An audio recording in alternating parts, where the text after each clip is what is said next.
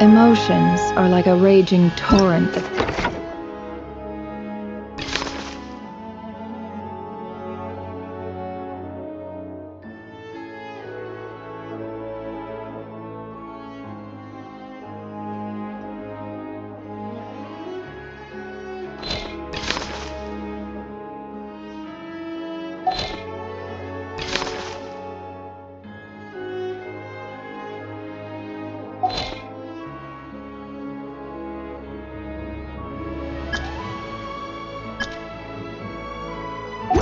surges through the mind.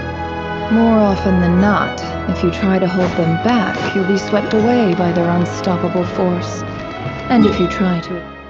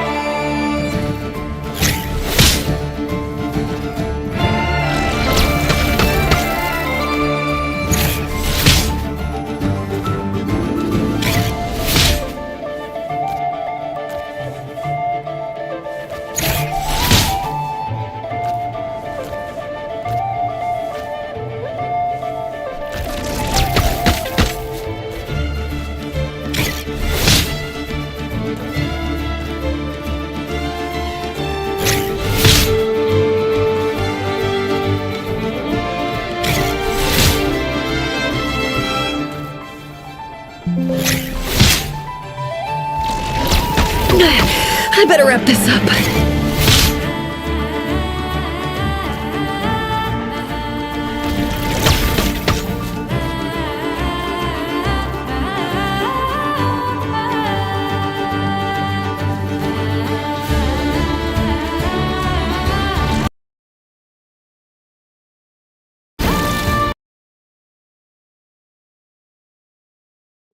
The sands of time got me.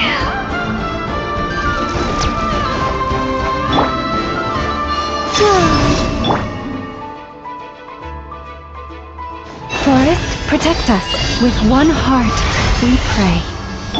No more lies. Time to come clean.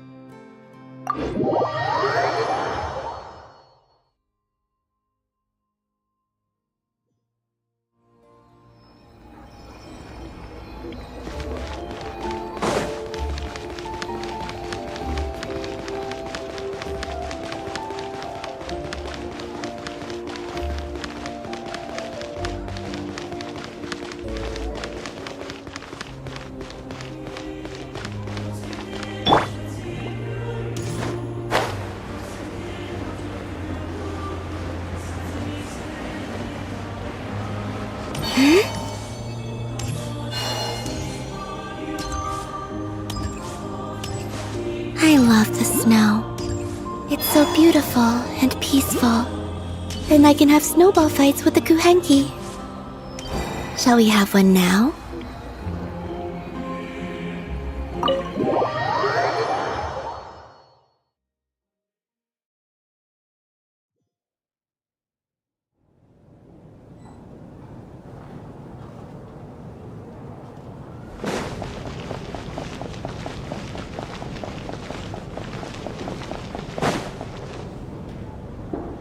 Poor Mr. Mitya. I didn't even get to see him one last time. Maybe it's a good thing that you weren't there to see it. It was a hard thing to watch. I hate goodbyes. Why does it feel like everyone around me is slowly disappearing? Not just in here, I mean. In the outside world, too. Maybe it's the realization that, at the end of life, everyone has to face it alone. Come to think of it, the main reason we're still alive right now is pure luck. Each morning here, for every one of us, there's the chance that we might not wake up. You could take it a step further and say that the same is true outside too. Who can ever be 100% sure when they drift off to sleep that they'll open their eyes again in the morning? If I make it out of here, I'm going to cherish every moment that I'm awake and live without any regrets. Without regrets? I feel like a strange sense of anxiety has been quietly growing inside me over the last 2 days.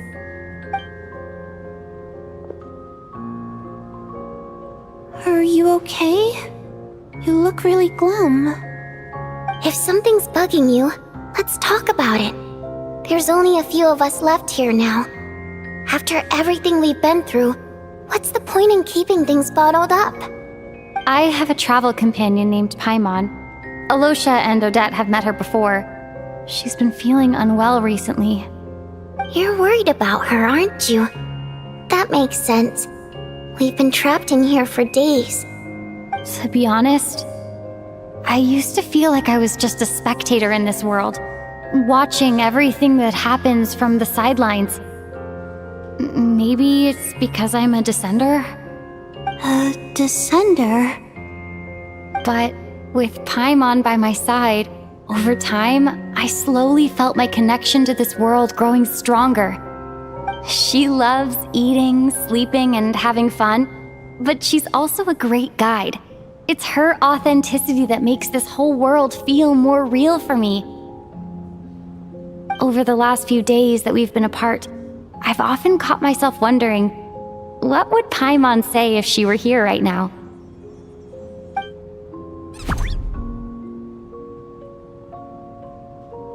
But by the time I snap out of it, the conversation has already moved on and I'm still in my own little world. I'm trying to overcome this sense of detachment, but I really miss Paimon. I guess, in a way, she means the whole world to me.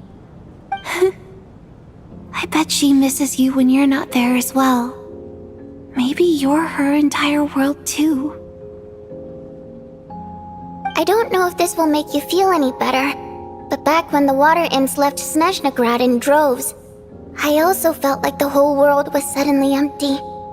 I could be surrounded by people all smiling and having fun, and still feel completely separate from it. So, I totally understand how you feel. Later on, I started to think, maybe accepting the fact that our loved ones won't always be with us is something that takes a lifetime. All we can do is cherish their companionship from moment to moment. So, once we get out of here, you better hurry back to our side as fast as you can.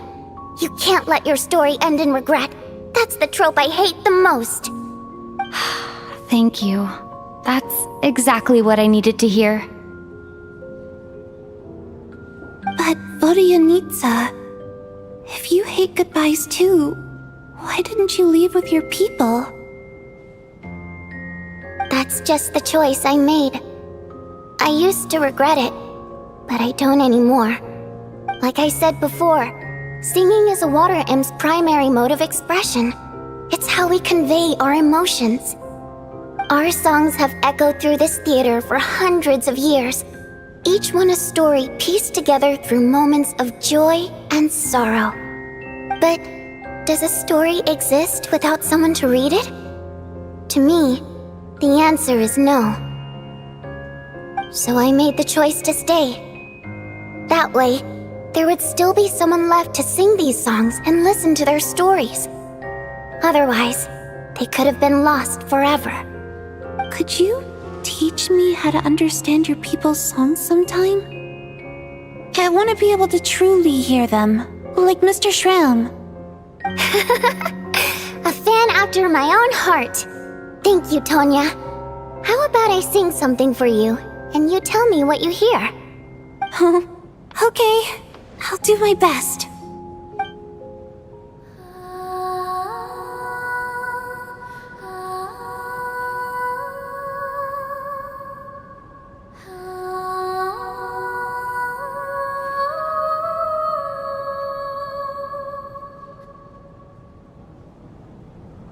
I've never heard that one before.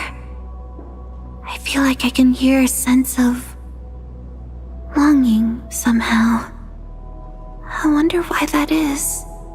Color me impressed, Tonya. You're a keen listener. Most people can only tell if a song is happy or sad. I didn't think you'd be able to pick up on such specific details. So, what's the song about then? Come on, tell me! I've actually never performed this song in the theater before, because it has more of a ceremonial purpose for our people. It's not meant for the stage. It means something like, "May those we have lost watch over us, and follow this song back home in the night, so that we might be reunited once more." No wonder I could hear that sense of longing. You sing it for loved ones who have passed away. I hope it reaches them. It's getting late, Tonya, and you're not well. We should all turn in early. I suppose there's no reason to keep watch tonight. Okay, but, before I go to bed, could you sing that song a couple more times for me, Vodyanitsa? Of course! Anything for my #1 fan.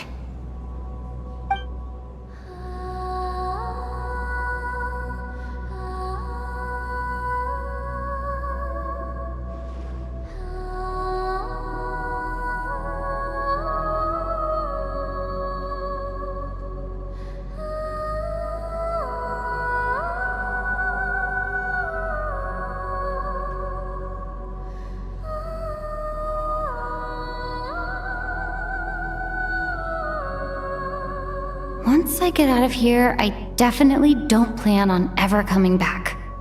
But I guess that means I'll never get to hear Vodyanitsa sing again. That's a sad thought. Before I fall asleep, I should cherish this moment of companionship while it lasts.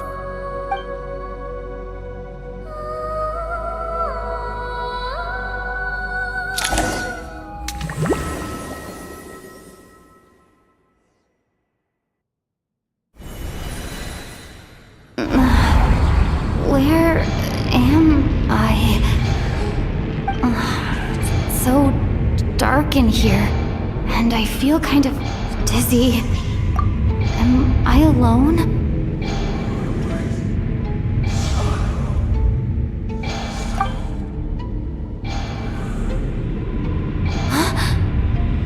that noise?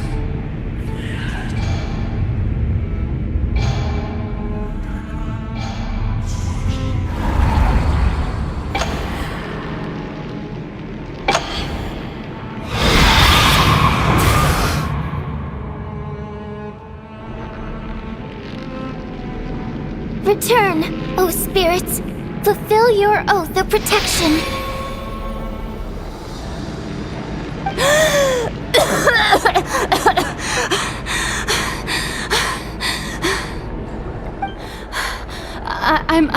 I'm alive?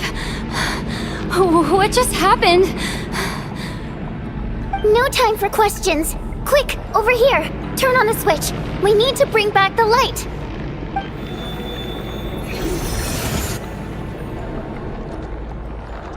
All right, we're safe. The spirit just now is called Night Prayer. The light subdues her, but she'll attack without a second thought in the dark. Sort of. I know it's hard, but you can't let this place go dark, or she'll kill you again. Yep. Luckily, I was here to resurrect you. Otherwise, that'd have been a real bummer. A bit more than a bummer, I'd say. Wait, so you have the ability to resurrect people? Sure I do. I'm your guardian spirit after all. I specialize in soul recall. Oh, it's nice to meet you, by the way. Thanks. It's nice to meet you too. Alright, there's no time to waste. The black mist is already catching up. We need to avoid it at Night Prayer at all costs. Come on, let's go. We need to reach the next switch before the place gets too dark. If we bring the light back, Night Prayer won't be able to get to us. Sweet, sweet light! It's back! Now that's a sight for sore eyes. Shh! It's Night Prayer. We need to move quick, but don't let her notice you. Look out!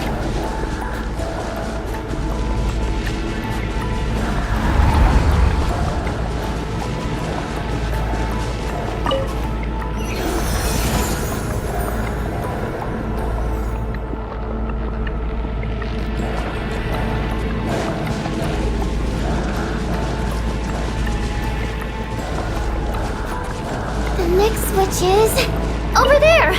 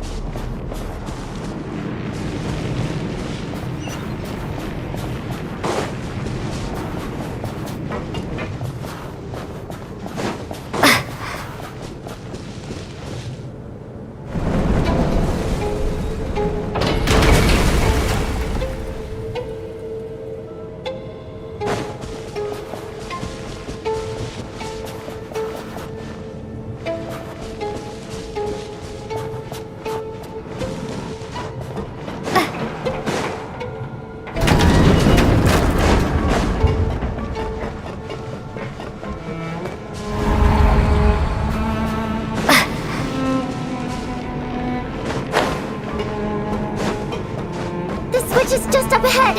Hurry!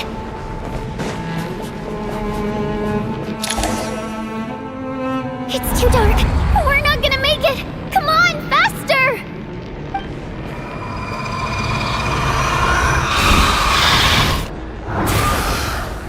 Traveler! I won't let you die like this! Not on my watch!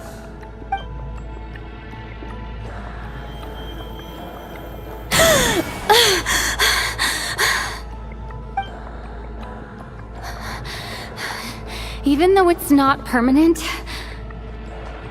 dying is definitely not a pleasant experience. Great. You're back. Yeah, thanks to you. Time for you to get out of here. Quick, before the light runs out. What about you? You're not coming with me? I can't. I've already been used up. A guardian spirit's skills are finite. I can only resurrect someone so many times. I might not look any different, but my essence has been exhausted. Now, I will slowly start to fade away. I can go no further. The black mist is where I belong. It's okay. Why didn't you tell me sooner? Because it wouldn't have changed anything. That knowledge would have just burdened you. And a guardian spirit's role is to protect. But... Go. Now, before it's too late. I already hear Night Prayer approaching.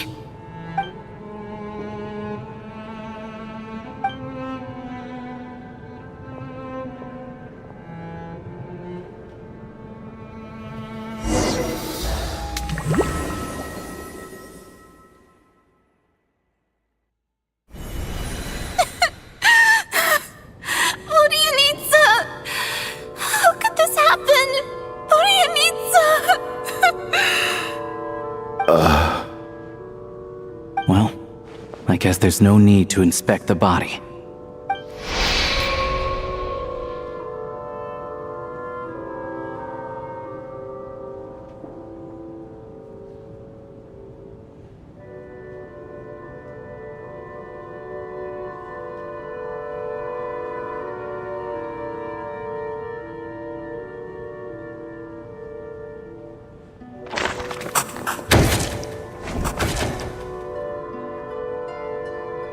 This wasn't supposed to happen. You lied to us, didn't you, Chuganov? You've been lying from the start. Take a long, hard look at yourself before you go around accusing other people. I suspected you on day one, Lelik, and now look where we are. By some strange coincidence, you've never been targeted. You just happen to have survived this long? No, you should be the prime suspect. And you, little hunter, ever so content with staying on the sidelines. Yet you were the one who stopped us from leaving from the start! Why are you trying to keep us here?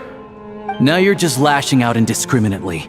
That's either a sign of anxiety or a guilty conscience.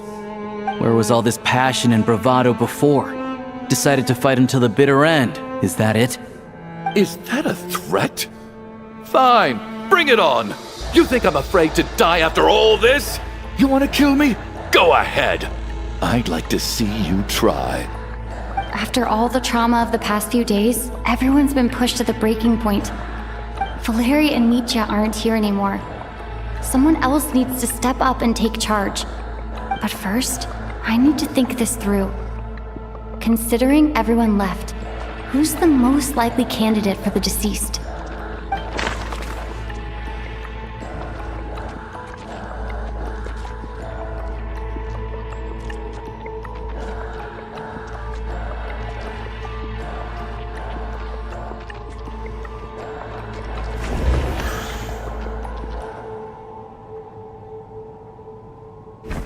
He's arguably the first friend we made after arriving in Snezhnaya. While he works at the theater, we've also met him outside of it, so he can't be the deceased.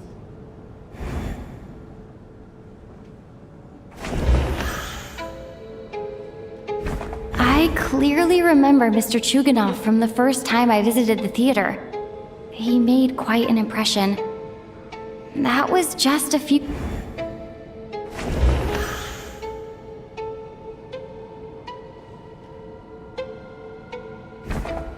Of those who remain, the only person we've never met before is Tonya. There is room to doubt her true identity. People are easily misled by first impressions. Now that I think about it, Child's sister was in fact a label I imposed on her due to my own assumptions. But Mr. Chuganov vouched for Tonya's identity yesterday, with basically no other possibilities left. Could it be...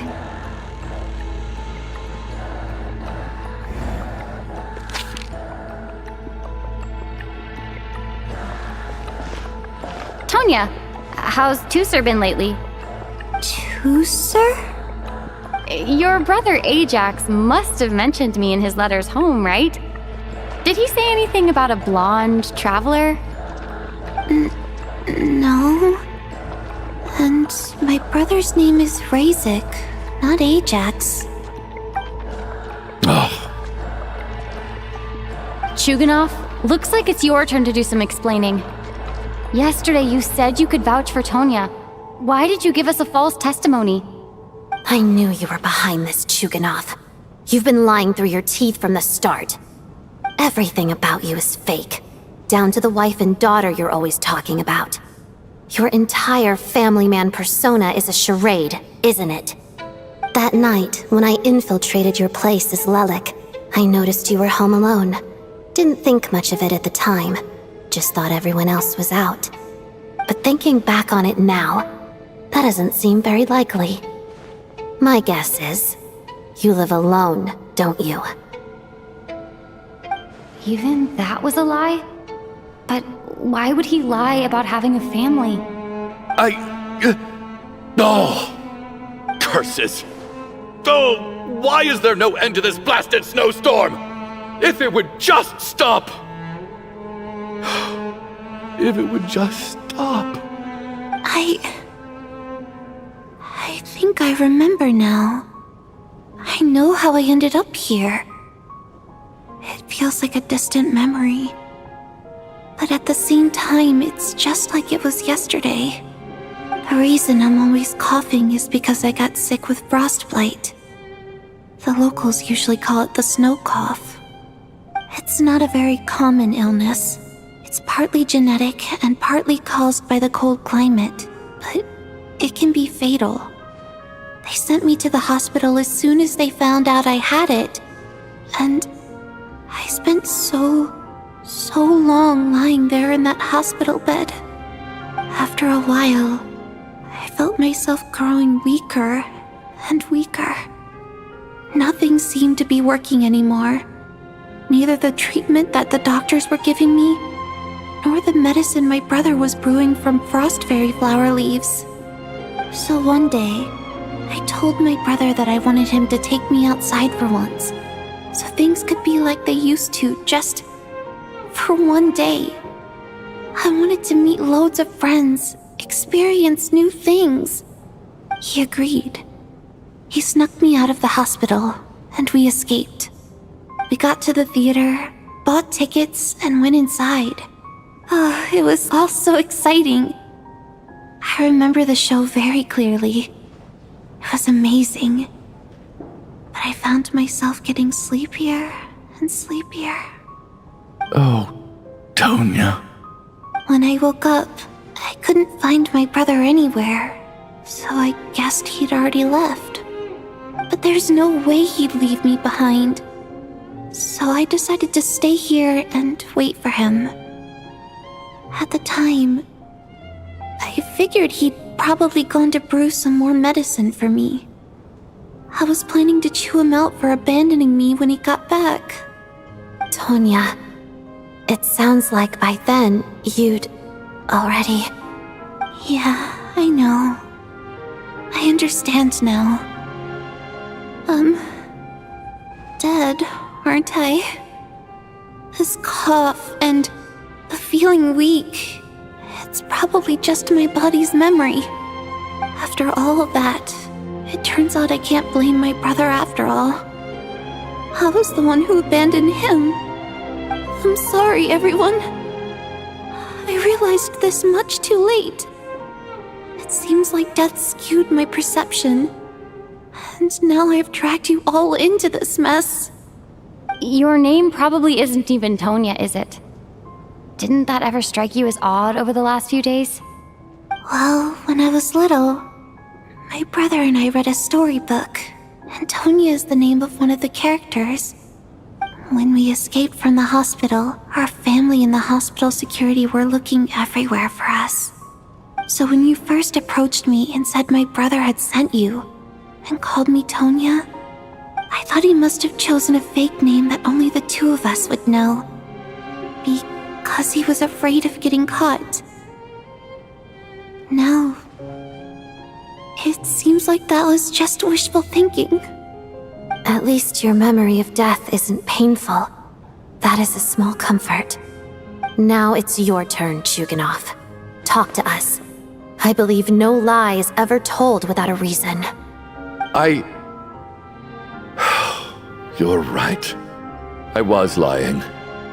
I happen to know that the Harbinger child and his sister Tonya managed to get tickets, so I lied to you and pretended I knew them. And yes, I was lying about my family too. The truth of the matter is, I lost them a long time ago. I just refused to accept reality. And now I've spent the second half of my life living a lie. I'm a joke. My daughter's name was Iskra. And before you ask, yes, Iskra, as in Iskra Manufacturing Plant. She also died from the snow cough. She was just 6 years old. If she were still alive today, she'd be around the same age as little Tonya here. After Iskra passed, my wife couldn't bear to face those memories either. So she chose to start a new life without me. One day when I came home from work and saw the empty room, I felt like I couldn't breathe. Subconsciously, I started to imagine that they were still there. I soon discovered that this was the only thing that made me feel any better, so I just embraced the delusion. Nothing more than a pathetic means of escapism, I know. But at least it's not a crime. So explain your false testimony then. The night before last, when I was chatting with Tonya, she mentioned that her brother would brew medicine for her from frost fairy flower leaves. Combined with her various symptoms, I suddenly understood everything, including the fact that she was deceased. The snow cough used to be an incurable illness. I would pick frost fairy flower leaves to brew medicine for Iskra too. It took hours and hours on the stove. But the year after my daughter passed away, the jester of the Fatui announced that a cure for frost blight, also known as the snow cough, had finally been developed. It turned out that all previous treatments were completely ineffective. No better than random concoctions. That was the final straw for me. I just couldn't take it anymore. Just one more year. One more year, and everything would have been okay. So, more than anyone, I know full well that in this day and age, no one in their right mind would still be using frost flower leaves to brew medicine for the snow cough. Poor Miss Tonya, therefore, had to have been from an era when snow cough was still a terminal illness. So, you projected your daughter onto her? Even though you knew she was one of the dead? That doesn't make any sense. You knew she was already dead. What did you hope to achieve by protecting her? I just don't believe in your crackpot theories, nor do I approve of your actions. How can you just declare a living person dead and throw them out into that snowstorm? Nitya's gone. My good buddy Shram's gone. And now it's Tonya's turn, isn't it? The others I can make my peace with, but little Miss Tonya, here she is, standing right in front of us, alive and breathing, and fighting her own battles. Yet you're quite happy to say she's dead? I just want her to live.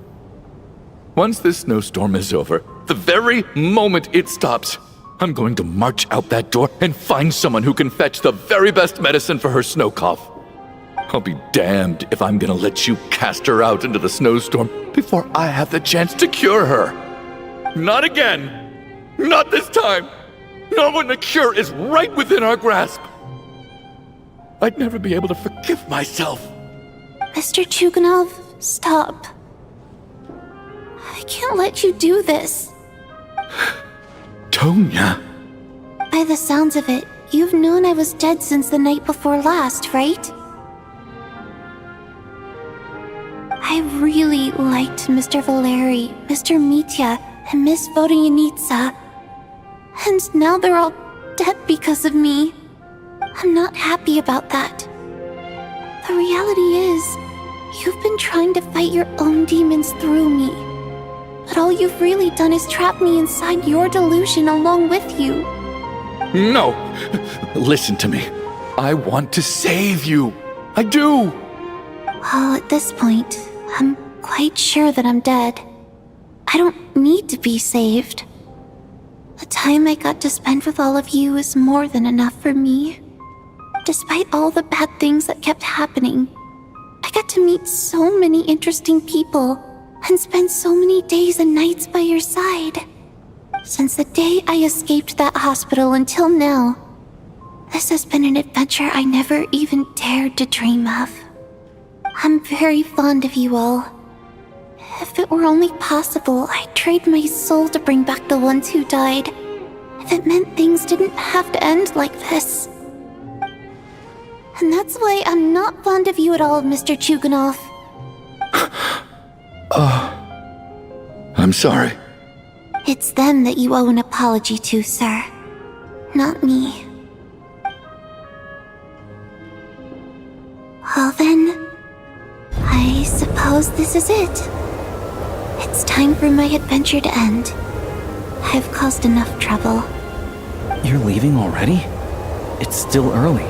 Don't you want to stay a little longer? No thank you. Oh, and by the way, my name is Patashka. It was nice meeting you all. Feels strange that we're only being properly introduced now that it's time to say goodbye. Tashka.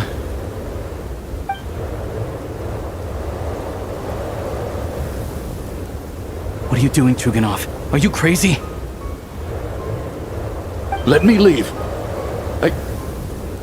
I can't keep lying to myself anymore. In your dreams. Don't think you're getting off that easy when you had a hand in the deaths of so many people. The Fatui have honed quite an array of enhanced interrogation techniques since they were founded. Once we're out of here, Lelik will personally give you a taste of every last one.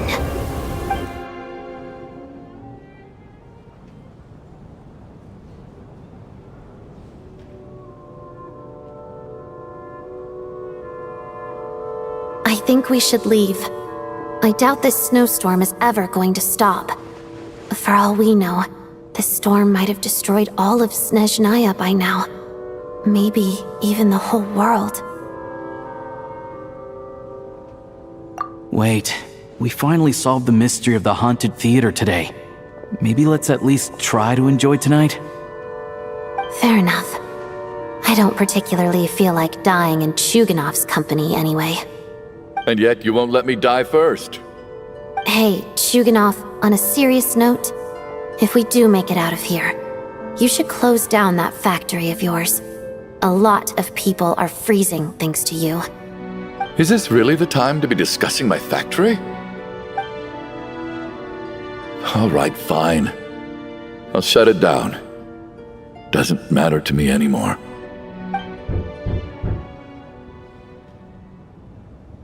Am I hearing things? Or was that a knock at the door?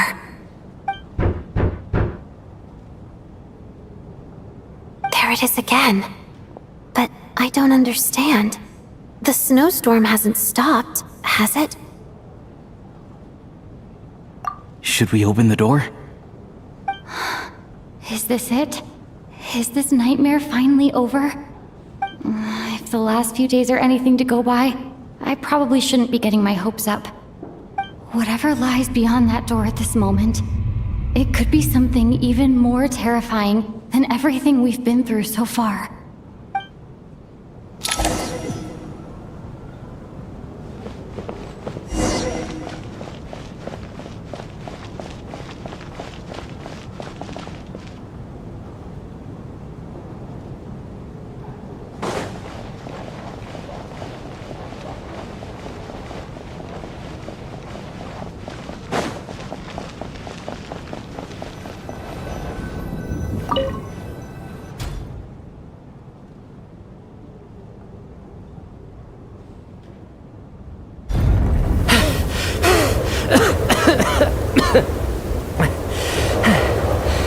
Hey everyone, I'm back.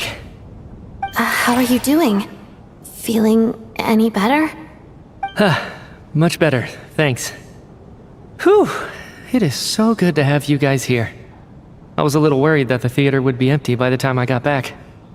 Let me see. Tonya and Vodyanitsa are missing, which means... Vodyanitsa died last night. And then you discovered that Tonya was the other dead person. Am I right? Not Tonya. Pitashka. First, tell us how you made it back here. Given the conditions outside, no one should be able to return alive.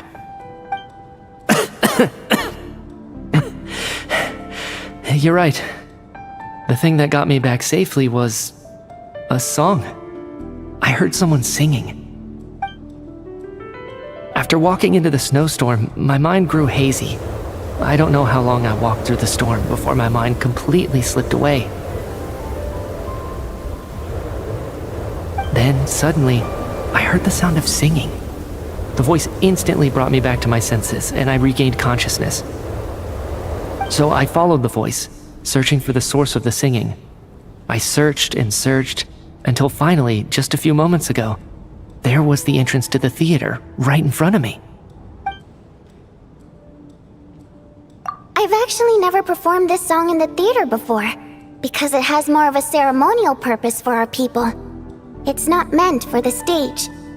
It means something like, "May those we have lost watch over us, and follow this song back home in the night, so that we might be reunited once more." That must have been Vodyanitsa's Requiem. Who knew it actually worked? That song is meant to guide the souls of the dead. Mitya, that must mean that you... Huh. No kidding. Seemed like I guessed right then. This is what I've been so desperate to tell you about. When I first stepped out of the theater, I was still quite lucid. My memory of it is still pretty intact. I remember the outside world being completely different than what I'd expected. It was like this was a world where only the snowstorm existed. There wasn't a trace of any humans or buildings ever having been there. I don't know how else to describe it, except to say that it just didn't seem like the real world. And as for the Requiem, if I was guided here by Vodyanitsa's song, it can only mean that I must already be dead. And this is my soul, not my body. But I didn't experience a clear moment of death while I was out there. Nor do I feel any different now than before I walked into the snowstorm. You don't seem any different to me either. In fact, this is something I've been wondering about for a while now. If souls aren't physical, shouldn't they lack tangible form? Both Shram and Pitashka were clearly deceased, and yet their souls didn't look or feel like ghosts at all. They were visible, tangible, no different than you or me. This raises a truly terrible thought. Is that really what Mitya is suggesting?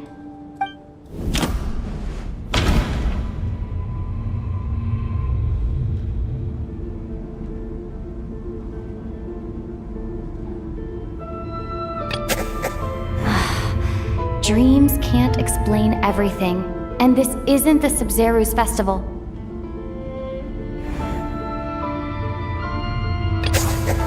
Mitya's soul was summoned back by the Requiem, confirming that he is indeed already dead. And yet, he looks no different from us. Of course, if even the long deceased like Mr. Shram can blend in with us undetected, then maybe we've all been dead from the very start. And all of us are now souls wandering the theater.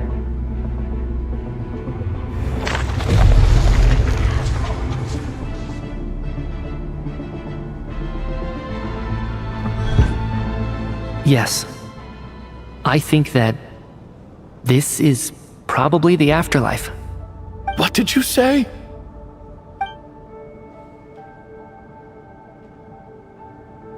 You heard me. We died in the theater. All of us did. But due to an obstruction in the theater's ley lines, our souls are trapped here. while an endless, infinite snowstorm rages outside. It's ironic, really. All that time, we were working so hard to figure out who the deceased among us were, when the truth was, we were all deceased. The only difference being some of us died more recently than others. Do you remember that note, "Death is near"? Seems like we misunderstood what it meant after all. Death was nearer than we wanted to think all along. The note simply meant that all of us were already dead.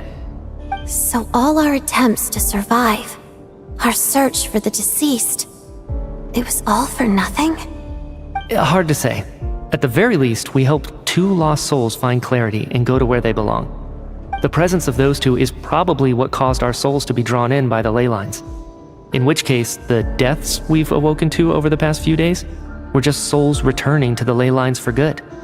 If what you're saying is true, doesn't that make us the lost souls now? Huh, no wonder.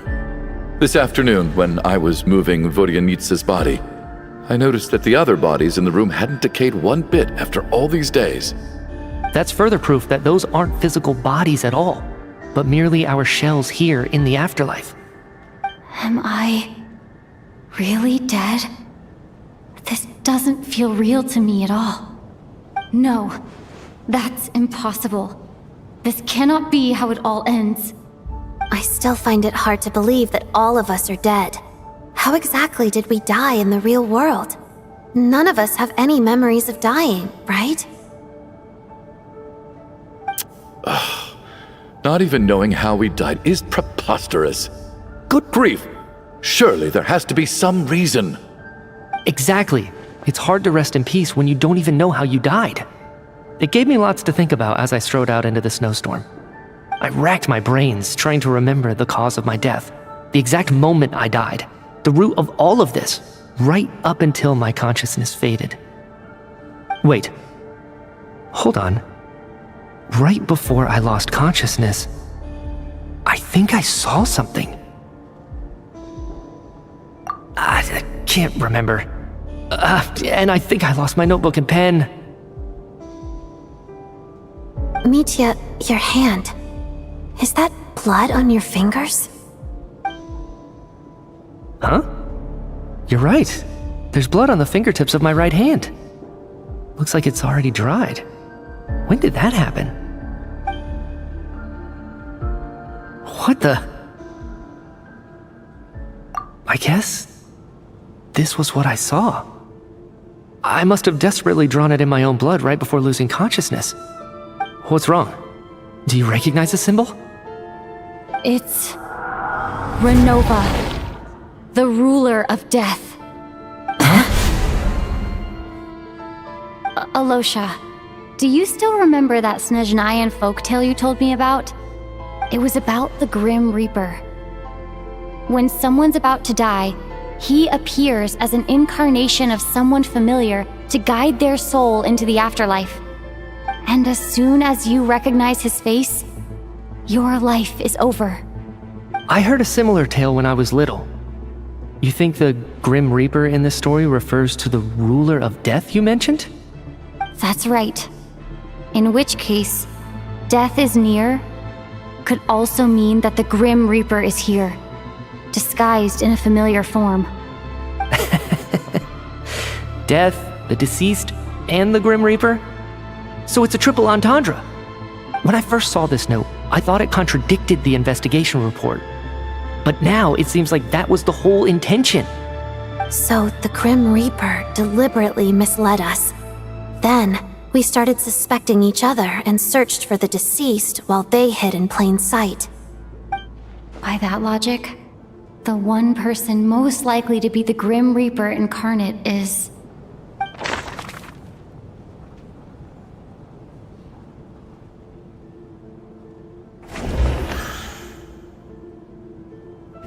Identifying the Grim Reaper is a major decision to make.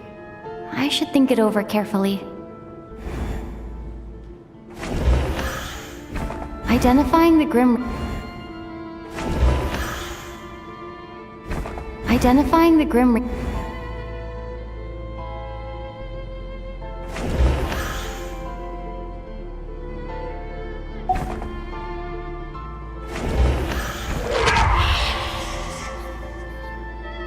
No doubt about it. It's Alosha. Looking back at how everyone has acted over the past few days, Alosha is most likely the Grim Reaper lurking among us.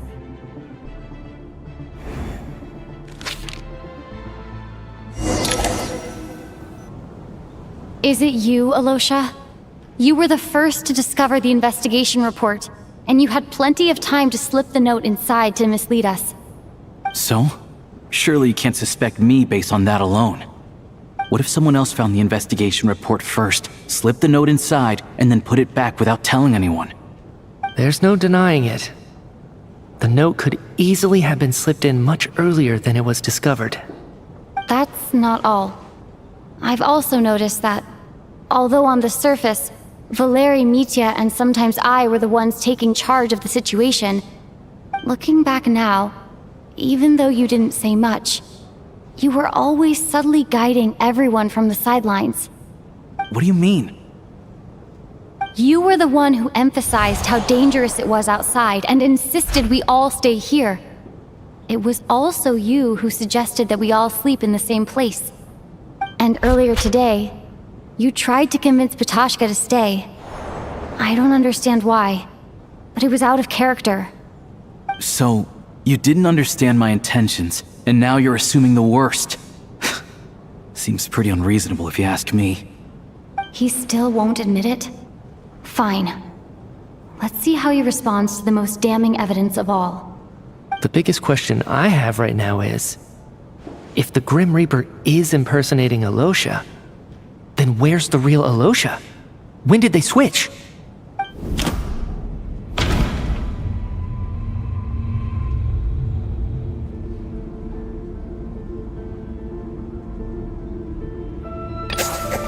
That's right. This was the moment. Right at the start, before any victims had even emerged, Alosha was switched with the Ruler of Death while everyone's guard was still down.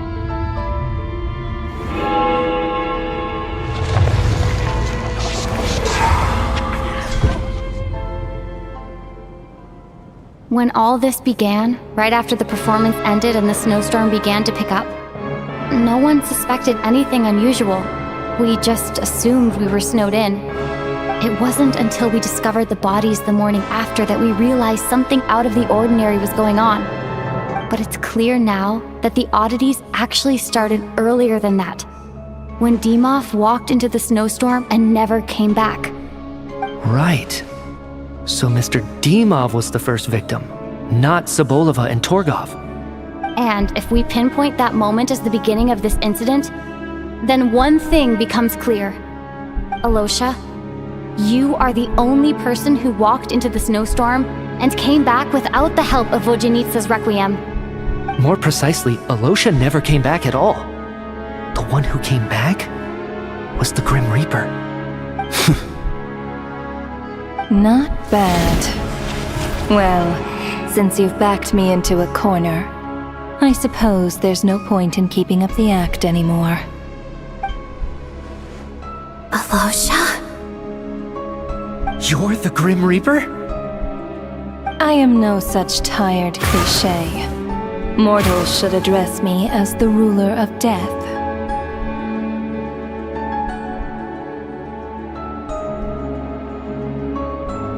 Before being wiped out for good, you identified the two deceased, and even sensed my presence. A commendable achievement, far beyond what I expected. I heard you can ferry souls. Those deaths each night. Were they your doing? Your initial conclusion was correct. Due to the existence of the two deceased, the ley lines yearned to reclaim those long-lost souls. Every night they devoured an equal number of souls to fill the void. This required no intervention from me. Though, of course, ferrying souls is indeed my authority. Here, take a look.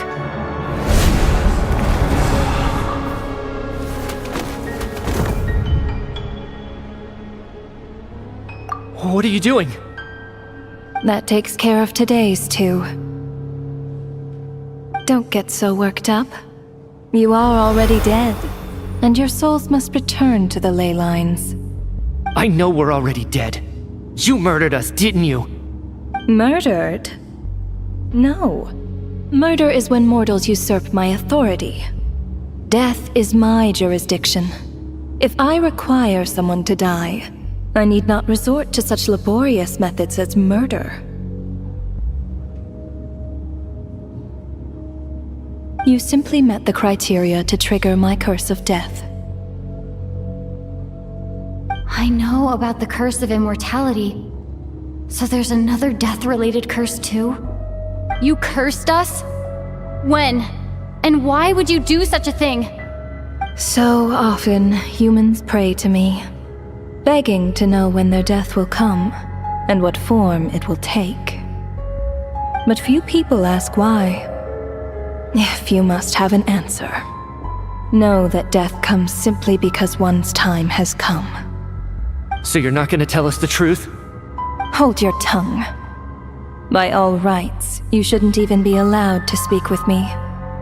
Those angels from the past are to blame for the reckless renovation of the ley lines here.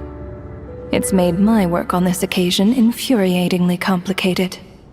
Work? So trapping us here, making us watch our friends die, that's just another day at work for you? You clearly have a lot of questions. Fine. As a reward for your remarkable accomplishments over the past few days, I shall answer a few of your inquiries, provided they aren't too unreasonable. After the physical body dies, the soul must return to the ley lines for that person's death to be considered complete. My work encompasses the entire process of death, including, naturally, the guiding of souls into the ley lines, with which you are now so familiar. You must also be rather familiar with Natlan's Night Kingdom, I presume? It was I who supported the creation of the Night Kingdom. It provided a convenient means of guiding the souls of Natlan. Here, too, the ley lines connected to the theater underwent some modifications.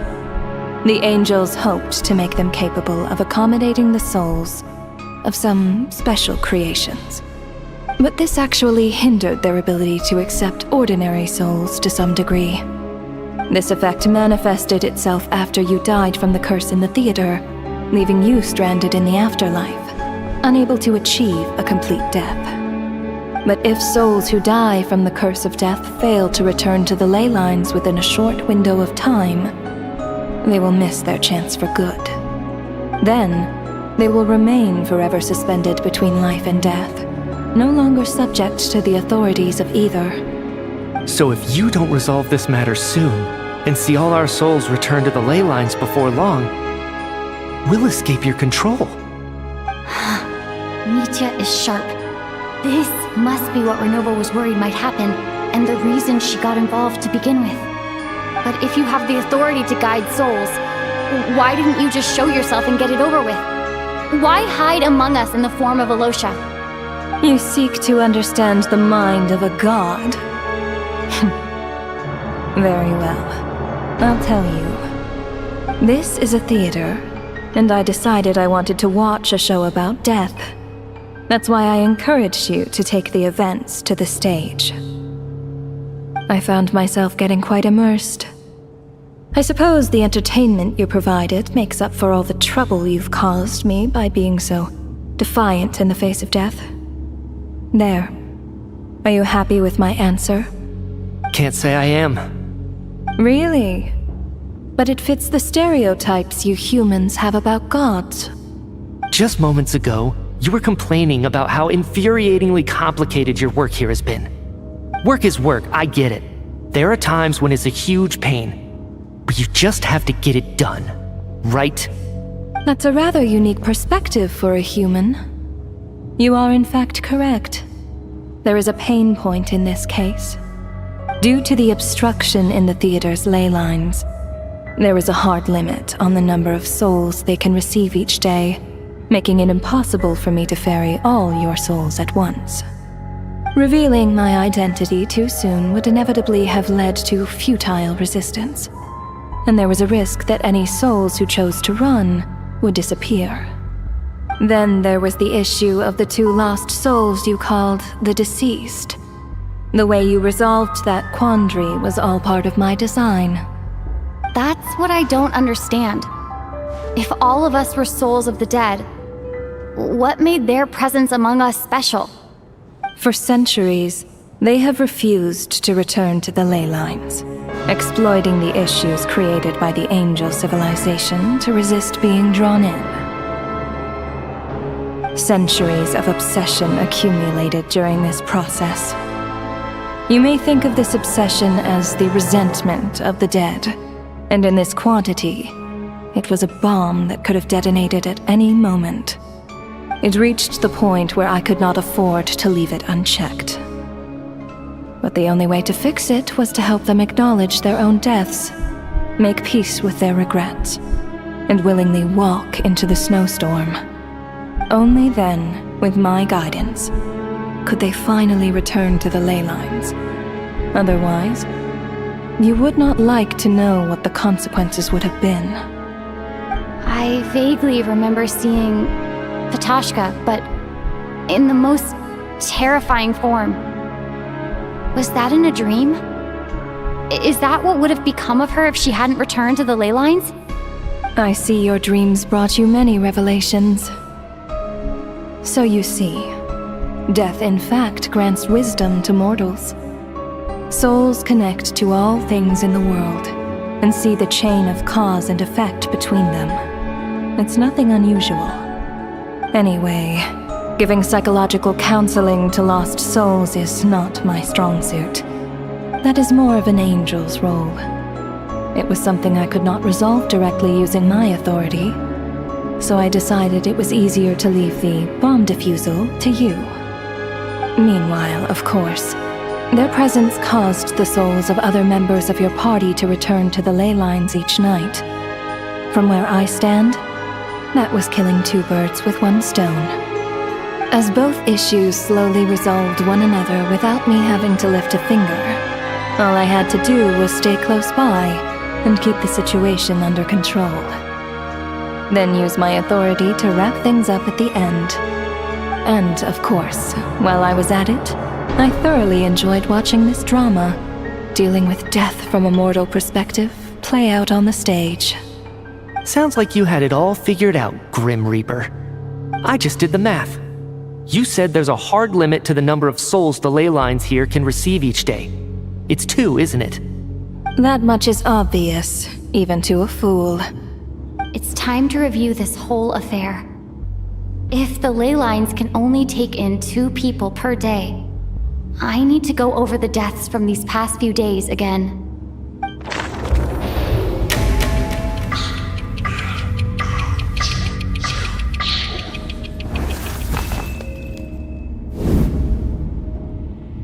Looking back now, none of us had the faintest idea at the time.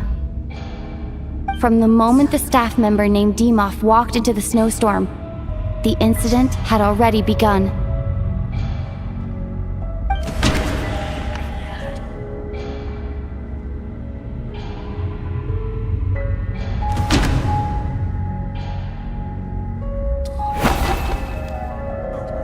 No. Let me go over this again.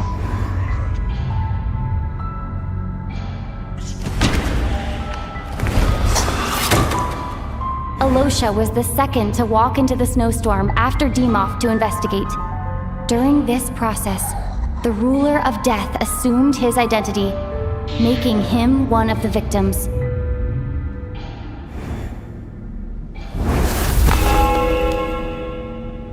During our first night in the theater, everyone was caught up in the novelty of it all.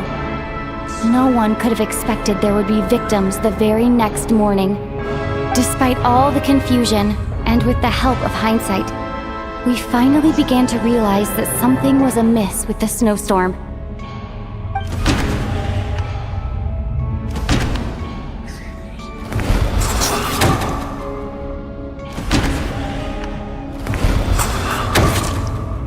The ley lines devoured Torgov and Sobolova on the first night. At the time, we thought this might be a murder case connected to Lelek.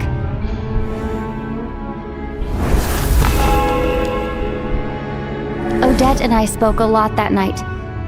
3 people were on watch, but in the morning, we discovered that someone had fallen victim all the same.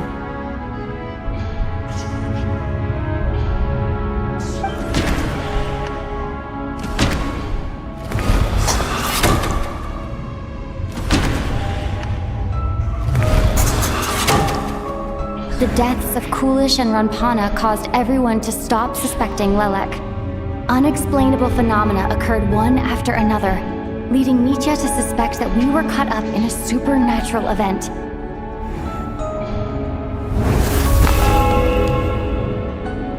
Later, we discovered that there seemed to be an extra person among us, and subsequently discovered the existence of the deceased.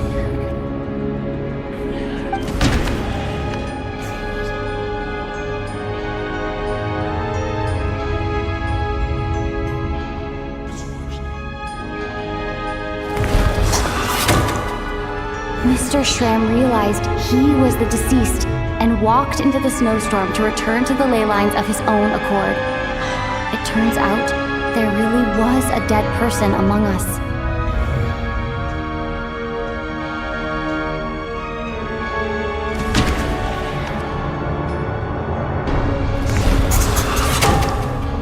We thought it was all over, but Mr. Valeri's death was a rude awakening for everyone.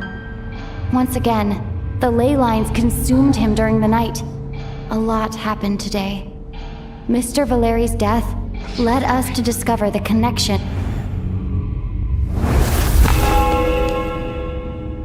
The fact that there was more than one deceased seemed to bring us back to square one. Odette revealed some information she had been keeping to herself.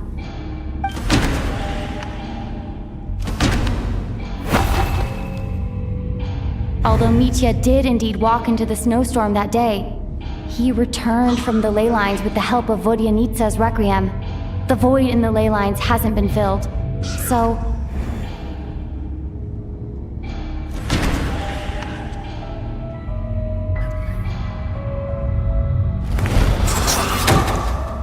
Vodyanitsa was swallowed by the ley lines in her sleep, but the requiem she sang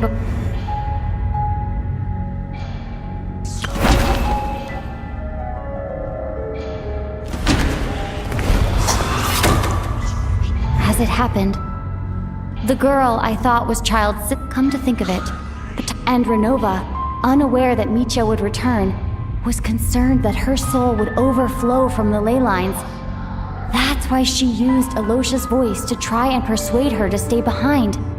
Looking back, I suppose that was an early slip-up on her part.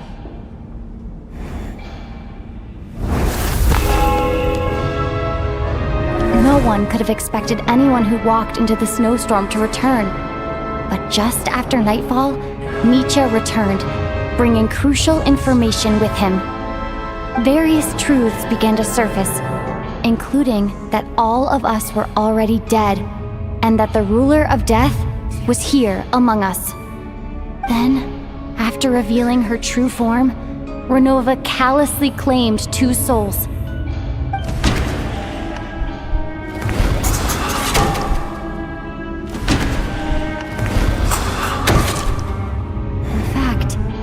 Everyone was already dead by the time we took the photo. And in the days since, we've experienced many more partings in the afterlife. Now, only Mitya and I remain, and the true culprit behind everything still stands before... That covers everything. It's all clear now. Your work isn't finished here yet, is it? The Traveler and I are still standing here, safe and sound.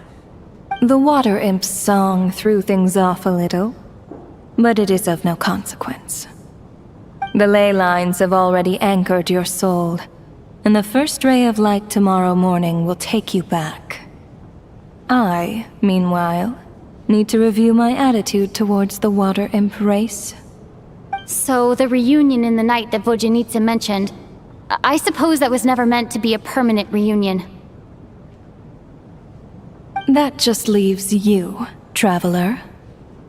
My power only allows me to temporarily separate your soul from your body, the ley lines of Tevat would not accept you. And your soul is firmly anchored to your body by your will. For a descender like you, who is not bound by Tevat's rules, your death can only be brought through the most violent of means, such as directly destroying either your body or soul. I have no interest in involving myself with Descenders, for now. Although, this may change if Asmodee remains missing, or you insist on interfering with our affairs. One last question then. All our struggles and sacrifices here, they were meaningless from the very beginning, weren't they? Death abides no reason. Besides, what you call sacrifice is merely a concept created by humanity. To me, it is nothing more than a self-indulgent charade in the face of death. Mere mortals fantasizing that their actions could reclaim something from my grasp. A truly laughable idea.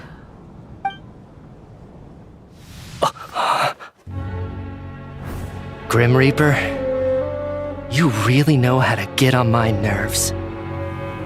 I'm not here to ingratiate myself with you.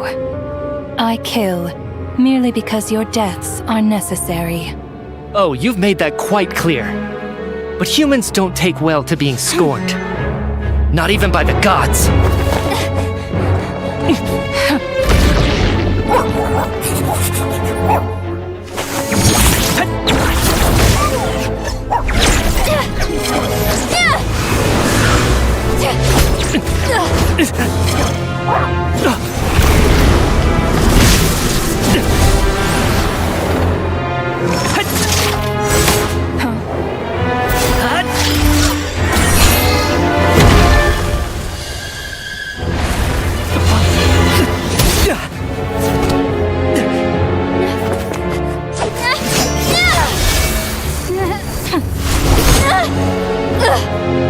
This is futile.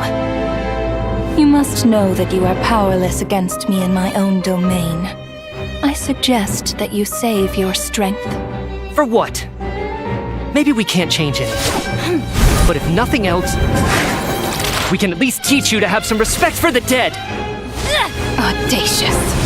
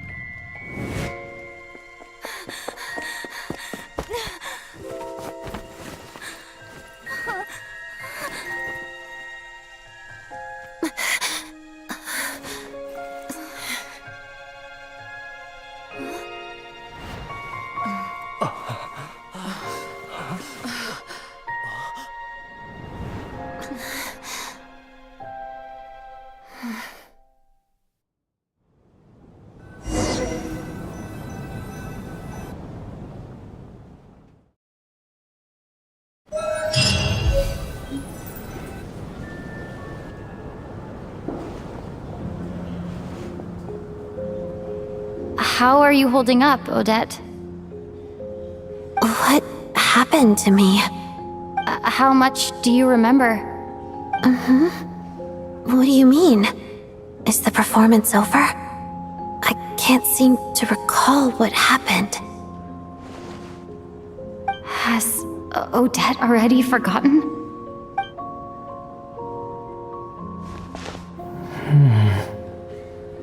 Mitya?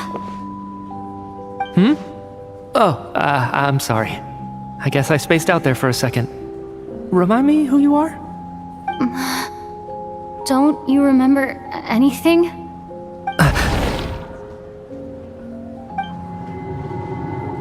Yeah, I remember now, comrade. Looks like we guessed right. Just like me when Odette found me at the Armory Palace, for some reason, everyone killed by the ruler of death eventually came back to life. Just with one catch. They forgot what happened while they were dead. Odette and the others have already forgotten everything. Why were you able to remember this time? Could this be the reason? You said this is the ruler of death's symbol, right? I don't see anything there. You don't? Huh. Okay, I guess that makes sense. I carved this into my hand in the afterlife, so it's not visible in the physical world. Does that mean I carved this symbol into my soul? What an unsettling thought. Still, at least I get to remember what happened. I suppose it's a blessing in disguise. What about you, though? The ruler of death mentioned that you're a descender? Is that why you can remember? A full explanation would get complicated very quickly, but that's essentially it. Well then, now that it's all over, let's figure out what we've learned. The first thing I notice is that everything here is precisely as we left it, right before our deaths. This confirms that time passes differently in the afterlife than in the real world. They say that right before death, time slows down and your whole life flashes before your eyes. That must be how you know you have one foot in the afterlife by that point. Anyway, clearly the few days we spend in the afterlife probably only amounted to a few short minutes in the real world. This also aligns with previous reports of widespread temporary memory loss among the Armory Palace personnel. Now it seems likely that those were all brief deaths caused by the Grim Reaper's so-called curse of death. To those unaware of the truth, dying and coming back to life must feel similar to a short bout of catatonia.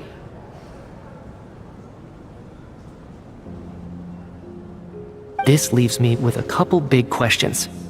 What are the conditions that trigger this so-called curse of death? And why are we resurrected after we die? If nothing else, I think it shows that killing us wasn't her ultimate goal. We still don't know her true reasons for subjecting us to death. Right. This time only got complicated because of the situation with the theater's ley lines. That's why she had to approach it differently. If the previous incidents of amnesia among the researchers are anything to go by, killing us is usually a pretty routine matter.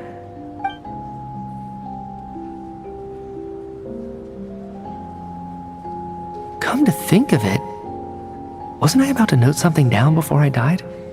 I can't remember what it was, but I think it was something related to my research project. Sorry, Traveler. I'll catch up with you again later. Right now, I have to make a trip back to the Armory Palace. Ma'am, if I may, no one of your description has ever shown up in my investigations into Mr. Mitya's friends.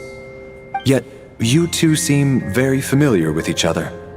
Could you perhaps tell me where he was in such a rush to get to? And, by the way, have we ever crossed paths? Forgive the presumptuousness, but I feel a vague and indescribable sense of familiarity about you. I can explain everything. Could you help me gather everyone in the theater in one place?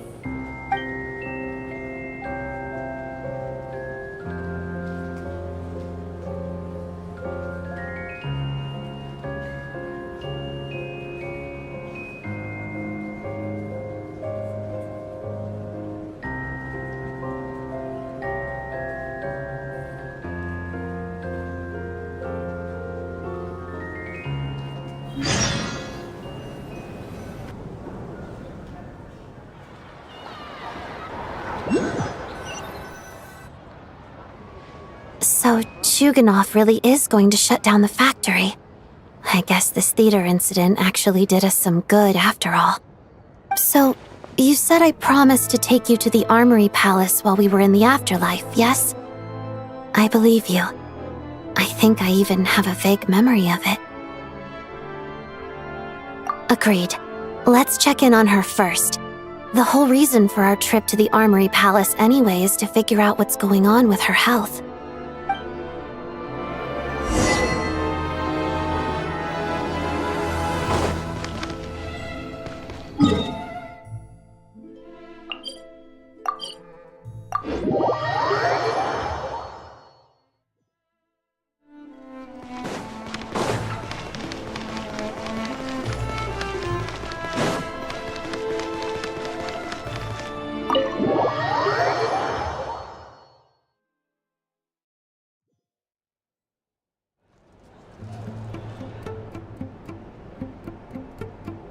I'm finally back.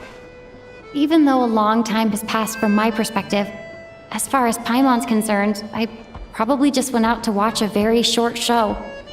I should keep my emotions in check when I see Paimon again, or it'll seem weird. Wait. The atmosphere here feels off. Shh. Stay quiet. Let's go inside and take a look. Have we still not been able to notify Child yet? We need new orders. What if that person comes back again?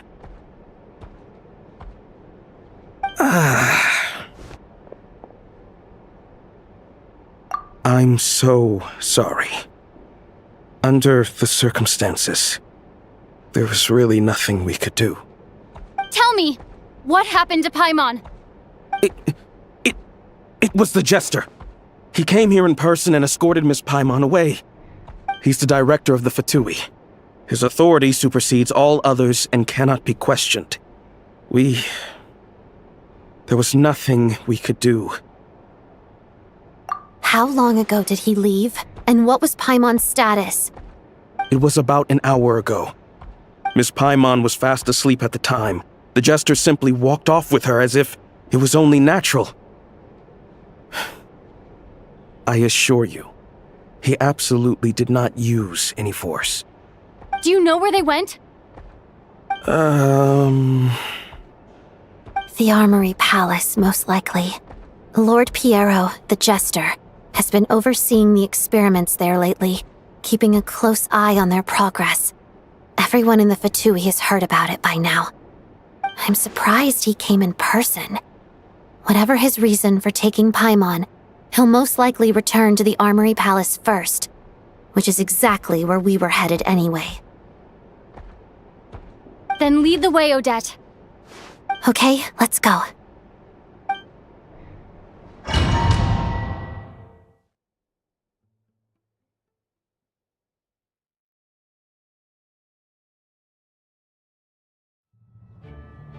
It's just up ahead. Quick, let's get inside. No, I'll go alone. You know I'm planning to force my way in. You're with the Fatui, so you should stay outside. I was hardly planning on taking you through the official channels anyway. I'm here to force my way in, just like you. I may be a Fatus, but I'm also Lelik, enemy of Project Stuzha. Paimon's safety is paramount right now. With me around, you'll have an extra pair of hands. There might be devices inside that are easier for an insider to deal with. If you say so. Let's go. There's no time to hesitate.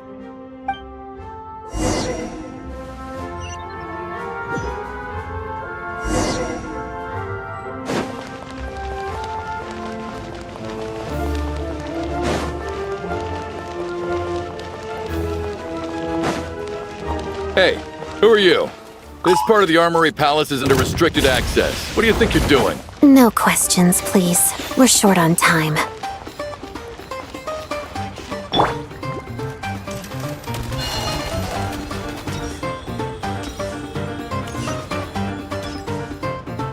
Trespass at your peril.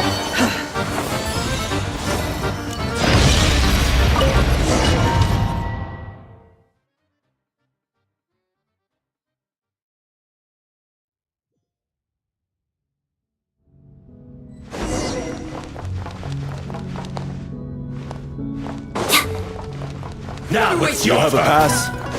Where are you coming from? So, you're intruders, huh? Then don't blame me for what happens next!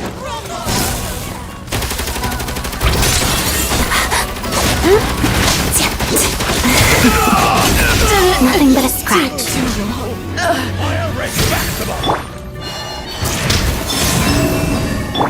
Forest, protect her. No more lies.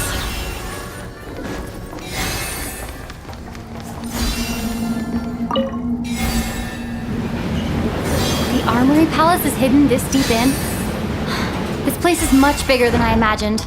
They're conducting top-secret research, after all.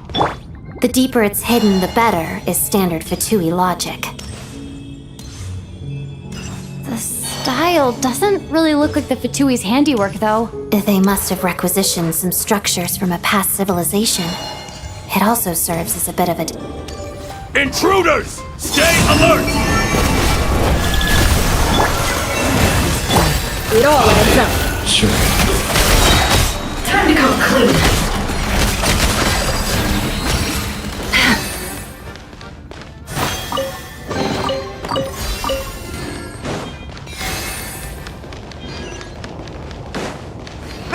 Intruders? Don't come any closer! Just what are you guys trying to do here? I'll make short work it's your scalp! Surge. You poor lost lamb. By the frost line of old. No more lies. Time big one! No one interferes with Investor's work!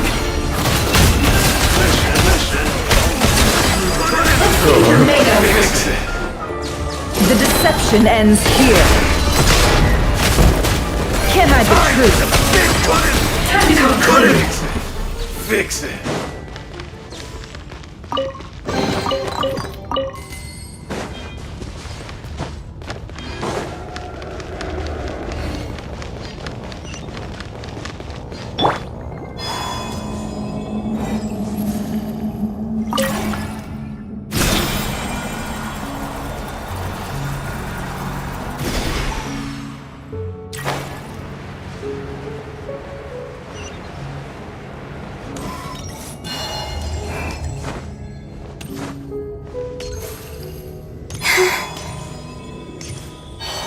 Looks like no one's guarding this place. There's something off about that decoration over there.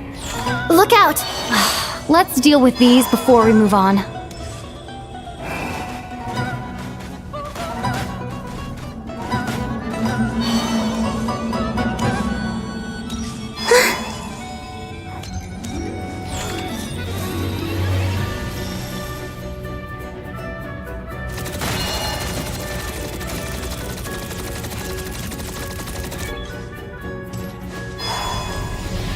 Wayne. 3 moons converge. Forest, protect us.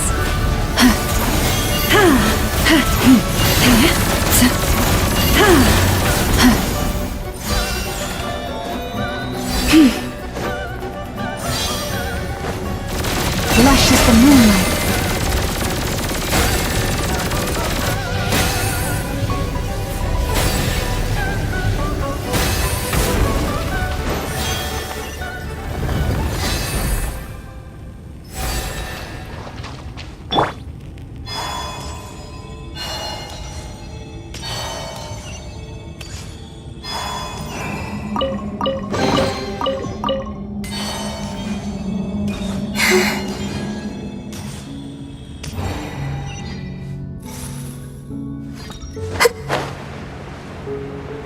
The researchers here probably don't know that we're uninvited guests. Let's try not to hurt them. What's the big star from the theater doing here? That's Miss Odette. She's a member of the Fatui. Don't... Was the whole reason for Project Stuja to support the research here at the Armory Palace? Just what are the Fatui and the Tsaritsa planning?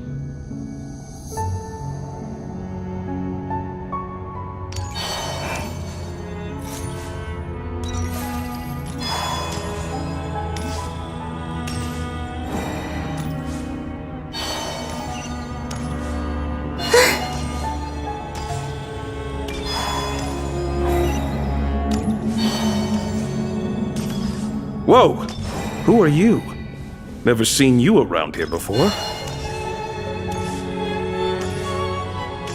Looks like there's no way through here. Maybe using the power of this prism could help?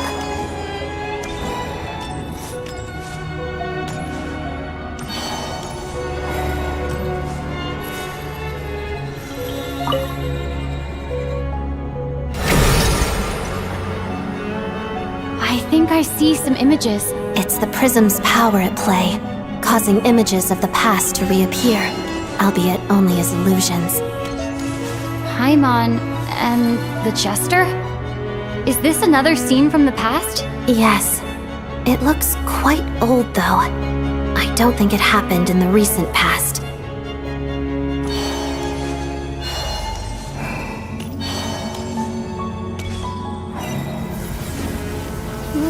What's going on here? What happened? The source seems to be the Armory Palace. They must have started some large-scale experiment. Wait, what if this has something to do with Paimon? We need to hurry!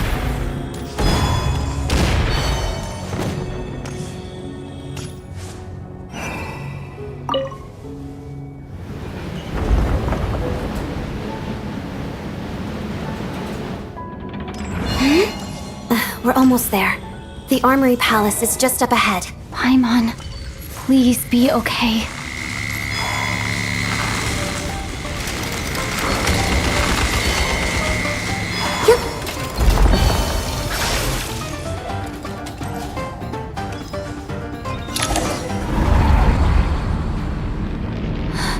What's going on? Wait, I remember this feeling. It's the curse of death. No, not now. Why is the curse of death striking again already?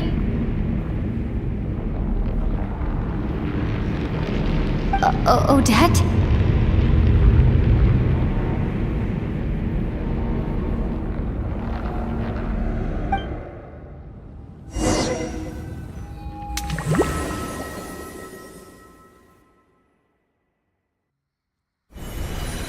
Is this the afterlife again? I need to find a way back to reality. Is that Odette's core Ignis? Could that be what just woke me up?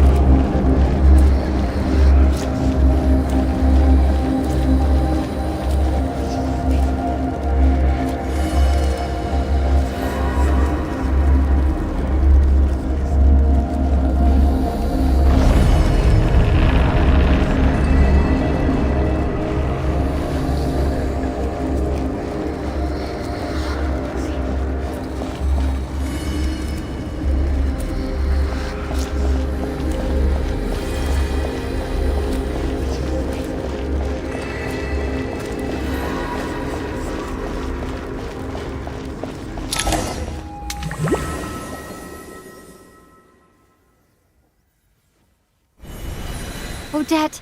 Odette! No signs of life, but past experience says that she should be resurrected before too long. Right? Did Odette intentionally use her core Ignis to guide my soul? I feel like something similar happened in a dream I had before. Thank you, Odette. If not for you, my soul wouldn't have found its way back to my body so quickly, and I might not have woken up so soon. But I'm sorry. I don't have time to protect you. I have to use the time you bought me to get Paimon back.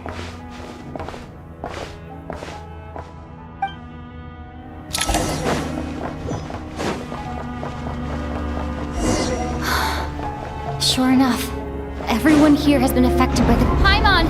Paimon! No, wait. Paimon probably didn't escape Renova's curse either. She won't be able to respond to me right now. I'll have to find her myself.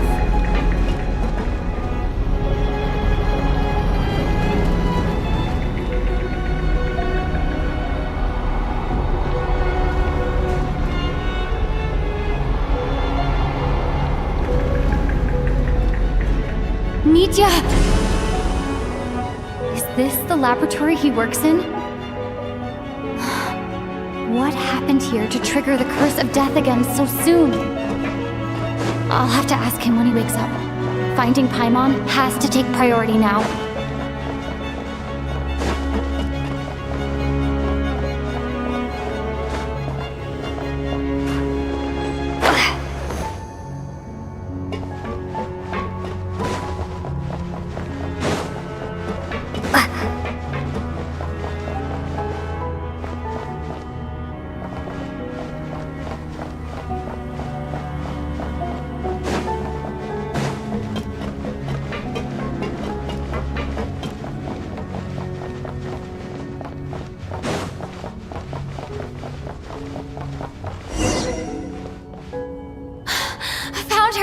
Paimon really is here!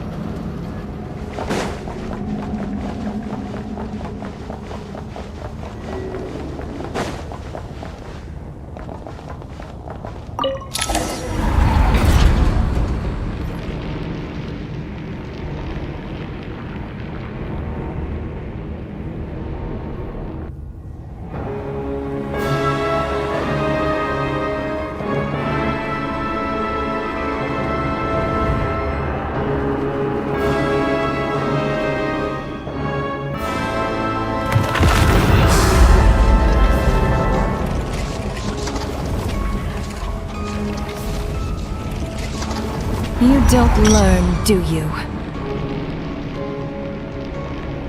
You've already been involved in one mass death, and now you show up at the scene of another. This might have passed for a coincidence the first time, but a second time? Am I to assume you are intentionally interfering in Snezhnaya's affairs? Judging by your expression, it seems that you understand little of what is going on here. In that case, a word to the wise. Do not interfere in Snezhnaya's affairs. A civilization that fails to learn its lesson constantly depletes its own worth.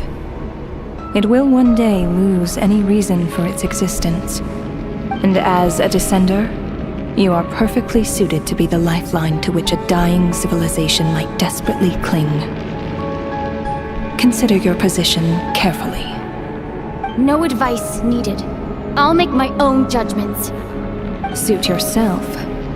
When the day of reckoning arrives, not even a descender can hope to escape unscathed. The time for resurrection fast approaches.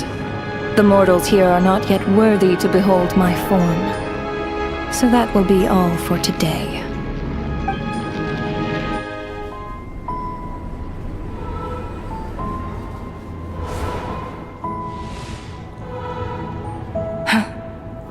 That thing is coming with me.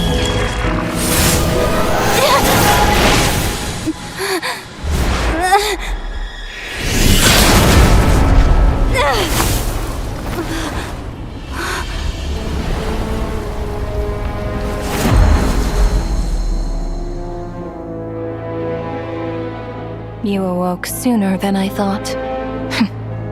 The curse of immortality is stubborn, unable to enter the ley lines, yet not content to remain a spirit. Ruler of Death, what do you want? You perplex me. Both you and you.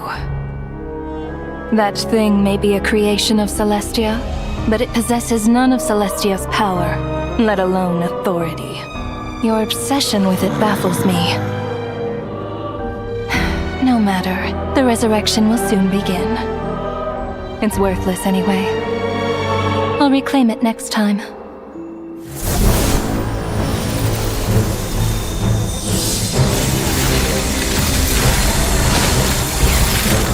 Hey, who says there'll be a next time?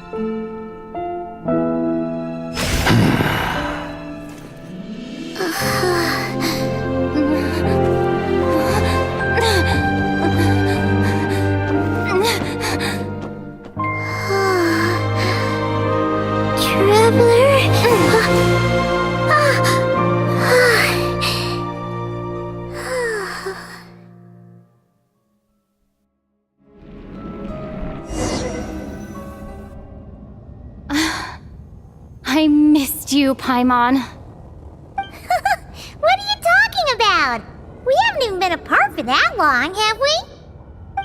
It was different this time. You seem to be in pretty good shape. Yeah, Paimon's back in tip-top condition. It's the weirdest thing.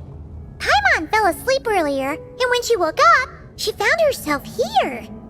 The Jester and that guy talking to him used some kind of energy on Paimon, and she could kind of feel it canceling out that other thing that was making her feel unwell. So, Mitya helped too? Apologies for leaving in such a hurry at the theater earlier. I was in a rush to verify some theories. Rest assured that your companion is perfectly safe.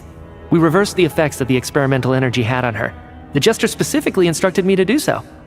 I suppose this is our first official meeting, Traveler. I could not let Paimon suffer in her condition for a moment longer, and so I simply took her without explanation. I hope you do not mind. But why would a big shot like you care about what happens to Paimon? As I said when you first arrived in Snezhnaya, we once spent some time together in the distant past. Oh yeah, you did mention that. And Paimon did think you seemed strangely familiar the first time we met. I'm afraid the reminiscing will have to wait. Mitya, let us continue with the report. What conclusions, if any, did you reach from conducting the final experiment of our energy research ahead of schedule? The good news is, my hypothesis regarding the Ruler of Death has been verified. As for the bad news, I recommend we suspend the experiments and Project Mistleton until further notice. Currently, we have no means with which to make a breakthrough. I say this purely as a scientist, guided by reason alone. I will trust your judgment. We shall put the project on hold until the ruler of death has been eliminated. Wait, what are you guys talking about? You want to get rid of Renova? Like, how? By killing her? By whatever means necessary, so long as it removes the threat she poses to us. Until then, everything we do will be in vain. After what just happened, I've ascertained Renova's goal. Or rather, the trigger condition for the Curse of Death. Okay, let's hear it. What she's doing is blocking Snezhnaya's technological progress, preventing us from possessing any means with which to threaten the heavenly principles. Just like the little lapdog she is. So, any ideas, research, or experiments that lead to technological progress can trigger the curse. Just now, for instance, I was set to launch a final phase energy experiment ahead of schedule. If the experiment was successful, we could have achieved a crucial breakthrough. As expected, though, the moment the experiment began, all the researchers, technicians, and witnesses died from the curse. All that effort, not to mention the energy and materials we relied on Project Snezhnaya to gather for us, went to waste. In the end, nothing was gained. Does that mean something similar happened when we were at the theater? That's right. During the performance, I thought of an important breakthrough regarding the experiment, and wound up dragging everyone into this. So the nature of the curse seems to be something like, when moments of technological progress occur, all life in the vicinity is taken away. What a violent method! Of course, that meant the curse was normally limited to the Armory Palace. Since outsiders are forbidden from entering, this mass death phenomenon went unnoticed. Until Odette came along. I believe she was the first witness. The curse of death was triggered just before she infiltrated the Armory Palace that day. But you mentioned something about a final stage experiment. Doesn't that mean you've actually made some progress? That's right. Even with the gods locking certain key components out of reach, humanity can still advance technology in incremental steps accumulated over time. But, as I'm sure Renova anticipated, even incremental progress has its limits, a point where the truth you're seeking must be put to the test in an experiment. You mean, the experiment you were just about to do? Yes, we were at a critical juncture, a moment where the quantitative was about to translate into fundamental qualitative change. With this single experiment, we could have brought everything we've worked for to fruition. But now, after already being forced to fumble around in the dark all this time, it feels like we've truly hit an impenetrable wall. As long as Renova's Curse of Death persists, we won't be able to advance the experiment or obtain any results. And with Project Snezhnaya having been in effect all this time, at our nation's current strength, repeated trial and error is simply unsustainable. Only by eliminating Renova first will it be possible to continue advancing our plans. But she's the ruler of death! She can just kill whoever she wants, right? That's gotta be the scariest power ever! Is it even possible to beat her? We'll see. But one thing's for sure. She definitely can't just do whatever she wants. The best proof of that is me, standing here, very much alive. You're saying... Wouldn't it be easier to just kill all of us researchers for good? Why resurrect us over and over again? Why let us advance our technology to this point? So, you're saying even the ruler of death has limitations we don't know about? Exactly. And I think that's where the key to our breakthrough lies. Regardless, the ruler of death has always been an obstacle we must overcome. Indeed, we must face life, death, time, and space. After all, our goal is the heavenly principles. The Fatui want to challenge the heavenly principles? For a long time, I've had a vague suspicion the Fatui and the Tsaritsa were targeting the heavenly principles. But hearing the Jester admit it is still a shock. No wonder the Tsaritsa's goal has always been kept a secret from the people. What kind of road will that lead Snezhnaya down? In that case... Lord Jester, I would like to request some leave. I'd like some time to organize my thoughts and go over the data. Granted. Get some rest, put the experiment out of your mind, and take care that the curse of death doesn't affect any civilians.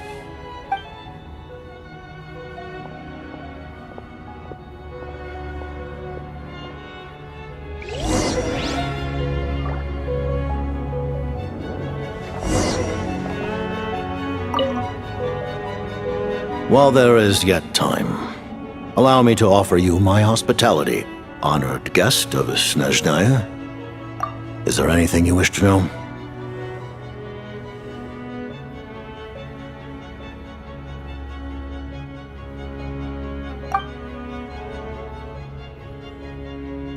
I remember hearing the term Mistelton from Columbina.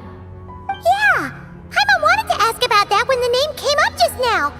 What is it? Paimon's heard of Project Snezhnaya, but not this one.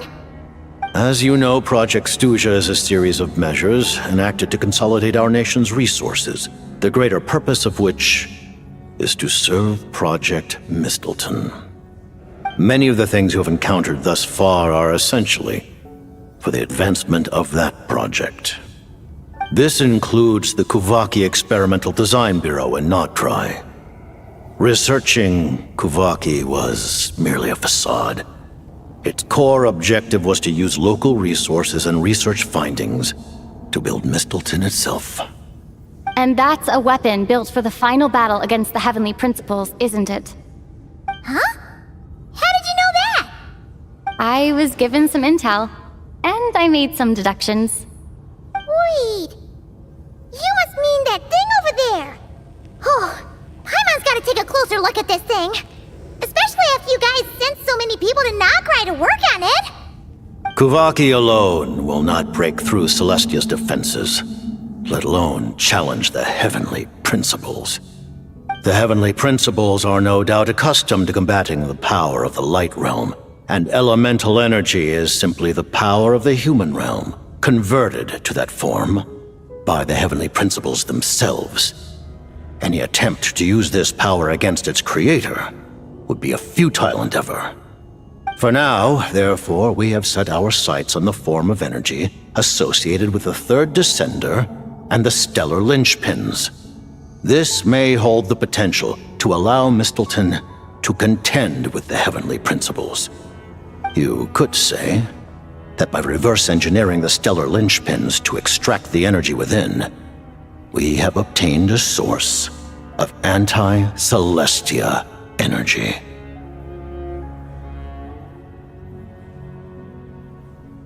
The Kuvaki Experimental Design Bureau, Project Snezhnaya, and the new energy experiments. Huh. So, Project Mistelton is what ties it all together. And it looks like your plan is almost complete. No wonder the Ruler of Death came after you.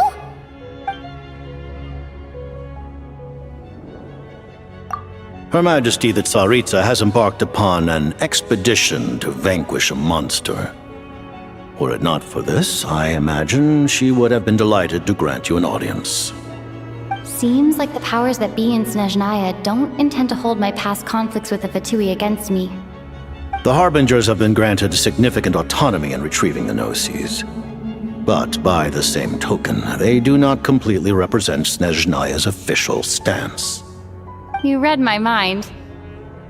Speaking of the Gnosis, Paimon's been dying to ask this question since forever.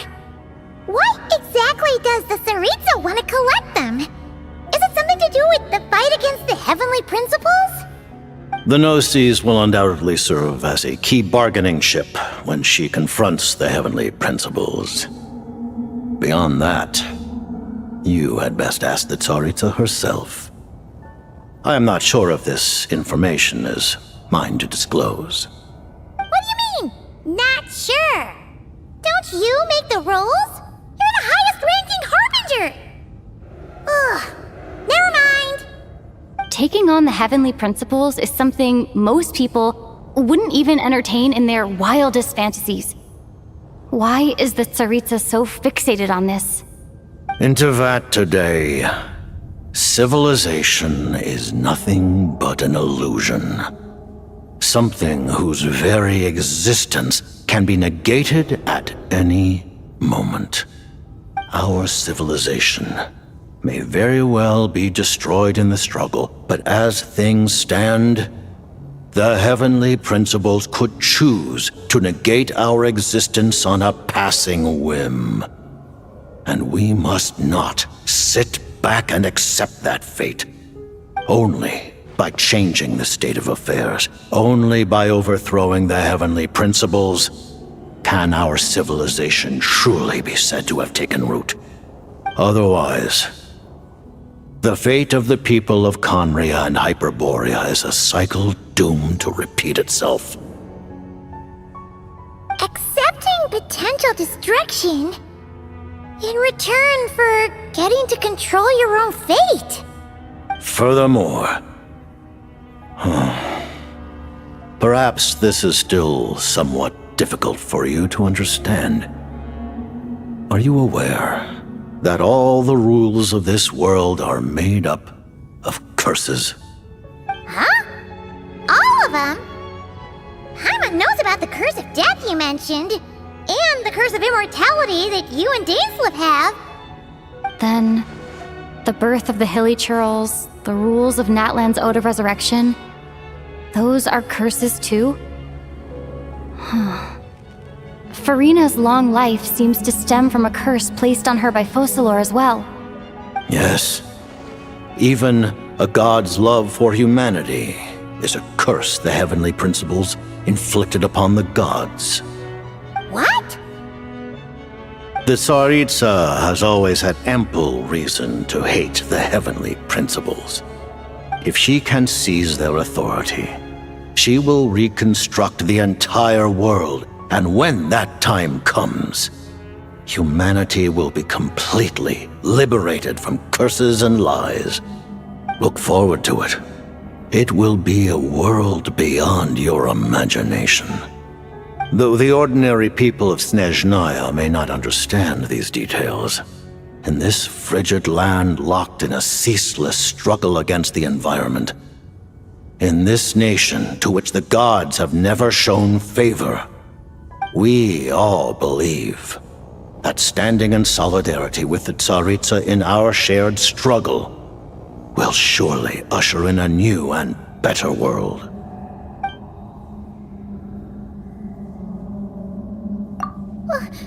Paimon really doesn't remember! He's basically a stranger! You've gotta believe Paimon! Allow me to explain. The reason Paimon reacted to the anti-Celestia energy developed by the Armory Palace is because she comes from Celestia herself. More specifically, she is one of its creations. Paimon? A creation of Celestia? Oh, right. I was blinded by anger earlier, but thinking back on it, Renova also said that Paimon is a creation of Celestia, but she lacks Celestia's power or authority. As you know, the lunar fragments in Nodcry were pulled down from the sky using Fatui technology. But the first application of this technology was in Conria over 500 years ago. I used this technology upon the heavens, and the response I received was none other than Paimon descending from Celestia. I presented her to the Vinster King, but he took no interest in this gift, nor did it satisfy him. Paimon then took up temporary residence in my palace until, of course, the arrival of the Cataclysm. Wait, Paimon's a little confused. You're talking about things that happened in Conria 500 years ago. You're saying Paimon was there for that? But Paimon doesn't remember any of that.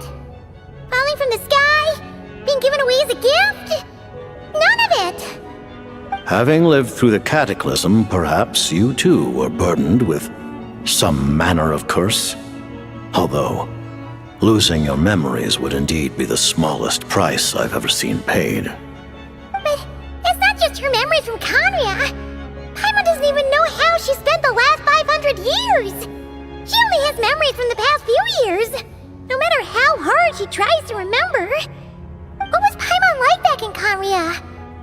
Did she know a whole lot because she came from Celestia? Was she super smart?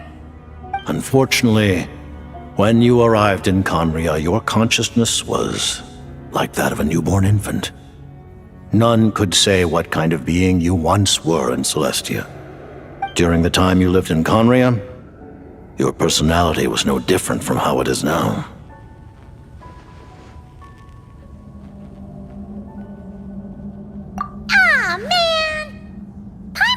To get her memories back and become super smart is ruined before it could even start. You know, even though Paimon lost her memories, she still feels weirdly close to you for some reason. That must mean you took pretty good care of Paimon back then, huh? On the contrary, I completely ignored your existence. I was entirely focused on my struggle against Corrupted Tier the Wise. But now, as I see it, it is as if you are the only sane thing that survived that era of insanity, and thus are worthy of protection. Noted. Man, Paimon's gotta stop projecting friendship on everyone she meets. But, Traveler? Even though you know Paimon's some creation of Celestia now, you still want her, right?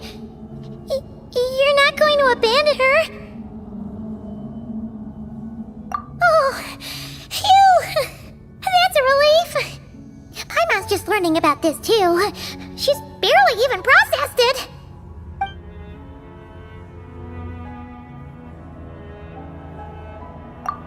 Thank you for telling me so much. I'm a bit surprised, honestly. I didn't expect you to be quite so transparent with me. Given the circumstances, the Fatui need not hide anything from our allies. Allies? To advance Project Mistleton, we must first resolve our issue with the Ruler of Death. And if I presume correctly, you have no intention of letting her actions go unpunished either, do you? That's right. Ever since she said she intends to reclaim Paimon when we next meet, I figured reconciliation was out of the question. Against an opponent of this caliber, deliberating over our allegiances would waste time we do not have. We must join forces unreservedly with whomever we can, if we are to stand anything like a fighting chance. You're going to challenge the Ruler of Death? Just for Paimon? But Paimon's only...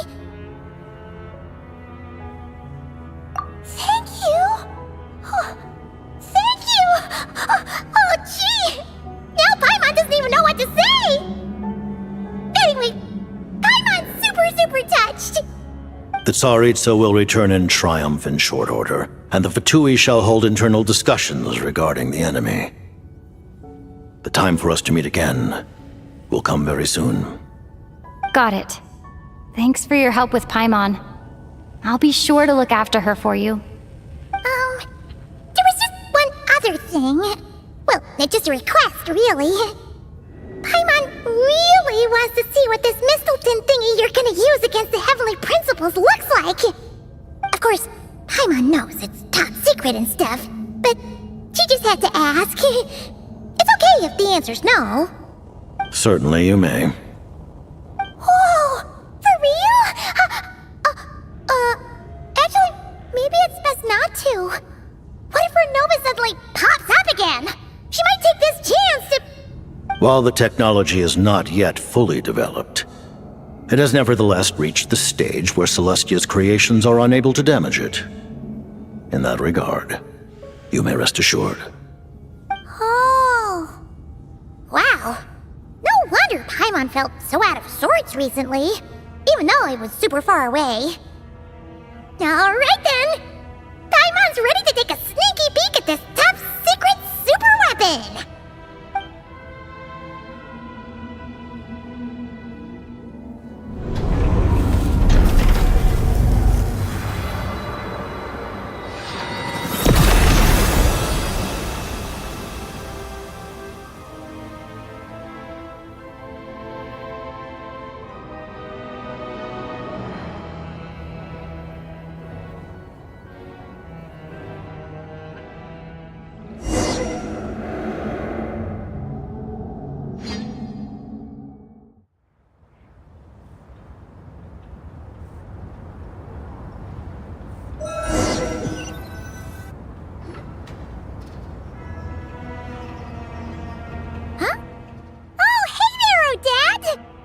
Paimon?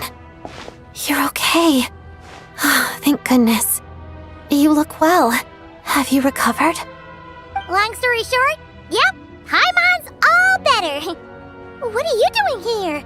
Were you waiting for us? That's right.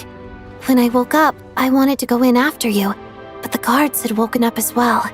It would have been tough to take them on alone, and there was no easy way to sneak past them. So I returned the way I came and waited for you here. It was thanks to you that my soul found its way back to my body so quickly. Thank you. Huh. That actually worked? Nice. I just figured I'd try my luck when that ominous feeling struck me. Really, you should be thanking this thing instead. Anyway, and now that things here are all taken care of, I have other things I should get back to.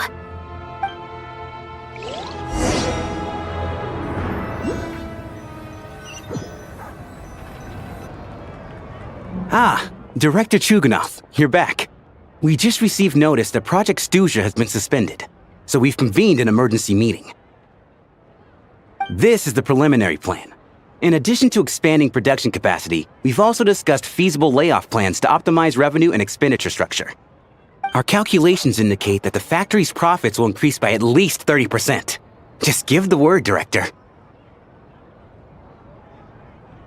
That won't be necessary. Leave the energy for those who need it. Whether they use it just to get by or to run a business, that's up to them. Start preparing to halt production and lay off the staff. Make sure the workers are able to land on their feet and that they are duly compensated.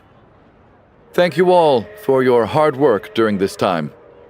Am I hearing you right? Why? After all the tough times we made it through, now is exactly when we should start to turn a profit. I just suddenly don't want to do this anymore. Huh. Does there have to be a reason?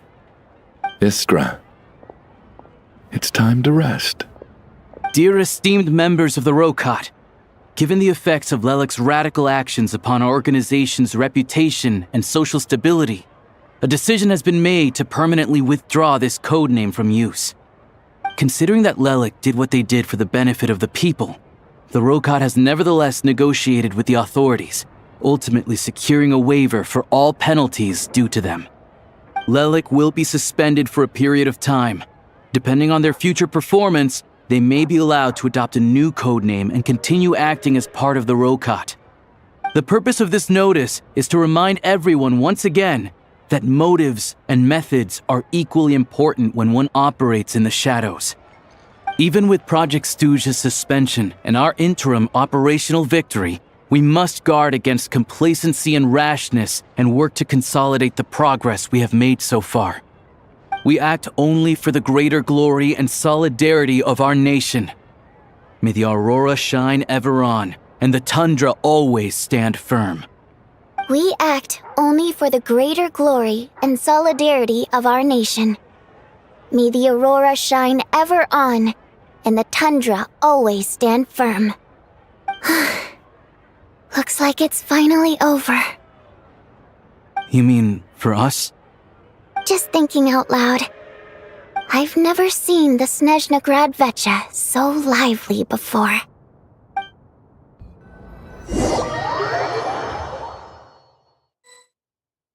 I never once thought I'd come here. But I understand everything now, Rosaline.